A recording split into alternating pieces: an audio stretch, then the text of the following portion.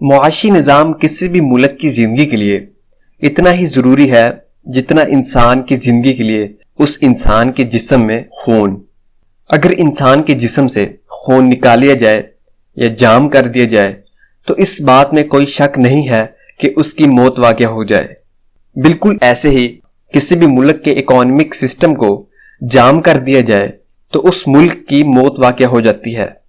اگر جسم میں خون کی گردش ایک دو حصوں میں زیادہ ہو اور باقی پورے جسم میں خون کی گردش انتہائی کم ہو تو جن حصوں میں خون کی گردش بہت زیادہ ہوگی وہ حصے سوج جائیں گے اور ناکارہ ہو جائیں گے، اور جن حصوں میں خون کی سرکولیشن انتہائی کم ہوگی وہ حصے سکڑ جائیں گے اور بیکار ہو جائیں گے۔ یہ انسانی جسم کسی کام کا نہیں رہے گا اور جان لیوا بیماریوں کا شکار رہے گا۔ ایسے ہی اگر کسی ملک میں دولت کی سرکولیشن تمام لوگوں کی بجائے صرف ایک مخصوص طبقے تک رہی تو عوام کا ایک بہت بڑا حصہ اس انسانی جسم کے حصوں کی طرح سکڑ کر غربت جیسی غلیظ بیماری کا شکار ہو جائے گا، اور وہ مخصوص طبقہ جس کی طرف دولت کی سرکولیشن بہت زیادہ ہوگی وہ عیاشی جیسی انتہائی مہلک بیماری کا شکار ہو جائے گا۔ اس لیے ایک اچھا اور صالح معاشی نظام کسی بھی ملک کی ترقی کے لیے انتہائی ضروری ہوتا ہے، جس میں دولت کی سرکولیشن ملک کی پوری عوام میں ایک توازن کے ساتھ ہو۔ کسی بھی ملک کا نظام ایک خاص فلسفی سوچ پر بنتا ہے۔ اس سوچ کی ایک پوری بکلیٹ ہوتی ہے جسے فکر و فلسفہ کہا جاتا ہے۔ اس فکر و فلسفے میں اصول و ضوابط ہوتے ہیں۔ ان اصول و ضوابط سے دو نظام بنائے جاتے ہیں: معاشی نظام، سیاسی نظام۔ کسی بھی ملک کے معاشی نظام کے تین بنیادی شعبے ہوتے ہیں: زراعت، صنعت، تجارت۔ زراعت جہاں سے خام مال یعنی گنا، کپاس اور گندم وغیرہ پیدا ہوتے ہیں، جس کے بعد وہ صنعت میں جاتے ہیں جہاں سے چینی، کپڑا اور دوسری پروڈکٹ تیار ہوتی ہیں۔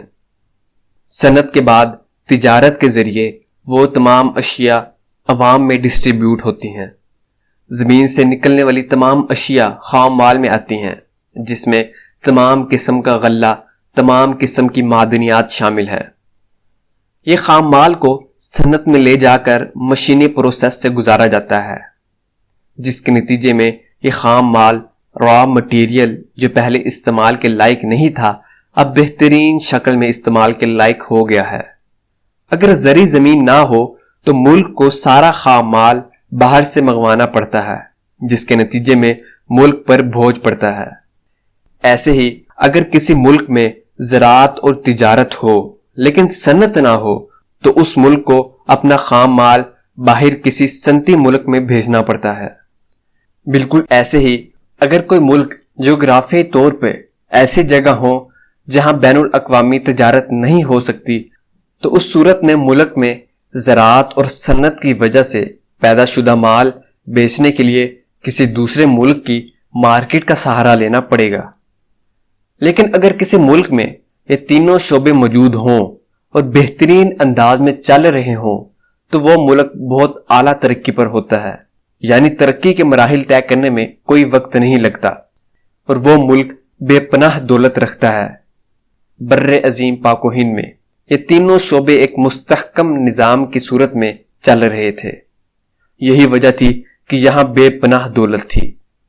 فرانس کے ایک مشہور سیاح نے اپنے خط میں مسٹر کارپریٹ کو بر عظیم پاک و ہند کے حوالے سے لکھا ہے کہ وہ ایسی بے پناہ خلیج ہے جس سے دنیا بھر کے سونے اور چاندی کا بڑا حصہ ہر طرف سے آ کر جمع ہوتا ہے، بمشکل ایک طرف سے باہر نکلتا ہے۔ بر عظیم پاک و ہند میں معیشت کے ان تینوں شعبوں کے حوالے سے باری باری بات کرتے ہیں۔ سب سے پہلے زراعت کے حوالے سے بات کرتے ہیں۔ اس بات میں تو کوئی شک نہیں کہ بر عظیم پاک و ہند کے تمام ممالک کا بہت بڑا حصہ زرعی زمینوں پر مشتمل ہے۔ دنیا میں کسی بھی ادارے کی ترقی کا یہ بنیادی اصول ہے کہ اس ادارے کے مختلف شعبے ہوں اور اس شعبے کو چلانے کے لیے اس کا ماہر ہونا ضروری ہے۔ دنیا کے چھوٹے سے چھوٹے کام سے لے کر بڑے سے بڑا کام تب ہی ایک بہترین نتیجہ دیتا ہے جب وہ کام کرنے والے افراد اس کام میں ماہر ہوں اور اس کام کے لیے جتنے وسائل درکار ہیں وہ مہیا ہوں اور حالات اس کام کے مطابق سازگار ہوں. یعنی 3 چیزیں: کام کرنے والے ماہرین، کام کرنے کے لیے وسائل، کام کے مطابق حالات سازگار. جیسے اگر چند افراد نے ایک علاقے سے دوسرے علاقے کی جانب سفر کرنا ہے تو سفر کے لیے بس، ڈرائیور اور جس جگہ پہنچنا ہے وہاں جانے کے لیے محفوظ رستہ ضروری ہے. اگر رستہ محفوظ ہو، بس بھی موجود ہو اور ڈرائیوری کرنے والا شخص اپنے کام سے ناواقف ہو تو قریب ہے کہ ڈرائیور سمیت تمام سواریاں جلد ہی اپنے خالق حقیقی سے جا ملیں. لیکن کم از کم ڈاکٹروں سے تو ضرور ملیں گی. یہی اصول اجتماعی کاموں میں تو بے حد ضروری ہے. بر عظیم پاک و ہند میں انگریز کے آنے سے پہلے یہی اصول کار فرما تھا. جتنے بھی کسان جو زراعت کا کام جانتے تھے، حکومت کی طرف سے انہیں 1 سال کے لیے زمین دی جاتی تھی. ہر کسان کو اتنی ہی زمینیں دی جاتی تھی جس پر وہ کام کر سکے، چونکہ زمین وسیلہ اور ذریعہ ہے. یہاں کے موسم اور حکومتی سپورٹ سازگار حالات ہیں. کسان اپنے شعبے کا ماہر ہوتا تھا. نتیجے میں یہاں پر غلہ بہت زیادہ مقدار میں ہوتا تھا. سال کے آخر میں جب فصل کاشت کرنے کے بعد جب غلہ کسان کے پاس ہوتا تو اس غلے میں سے انتہائی قلیل مقدار میں غلہ حکومت کو دیا جاتا، جسے ٹیکس یا لگان کہتے ہیں. لگان دینے کے بعد تمام فصل کا مالک کسان ہوتا، جس کی وجہ سے وہ غلے کا ایک حصہ اپنے خاندان کے لیے رکھتا اور باقی فصل بیچ کر اپنی اور اپنے خاندان کی تمام ضروریات بہت اچھے طریقے سے پوری کرتا تھا. کسان طبقے پر لگان کے حوالے سے فاہین چینی اپنے سفر نامے میں لکھتا ہے: یہاں کی رعایا نہایت خوشحال اور فارغ البال تھی.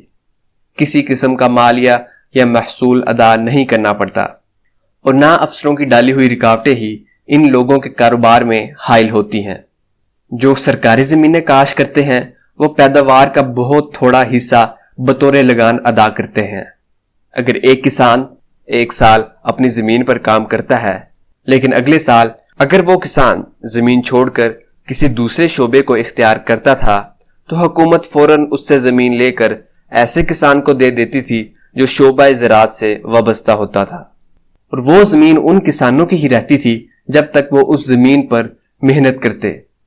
لیکن جب وہ بھی کھیتی باڑی چھوڑ کر کسی اور کام کی طرف لگ جاتے تو حکومت وہ زرعی زمین ان سے لے کر کسی تیسرے کسان کو دے دیتی. آج کی طرح اس زمانے میں زرعی زمینیں کسی کی ذاتی ملکیت نہیں تھی، لیکن آج کے دور میں اگر کسی نے زرعی زمین خرید لی تو وہ اس کی ملکیت ہوگی، چاہے وہ اس پر کام کرے یا نہ کرے. اس کے مرنے کے بعد وہ اس کے بچوں کی ہو جائے گی، چاہے اس کے بچے بھی کام کریں یا نہ کریں. یہ کنسیپٹ اس دور میں نہیں پایا جاتا تھا.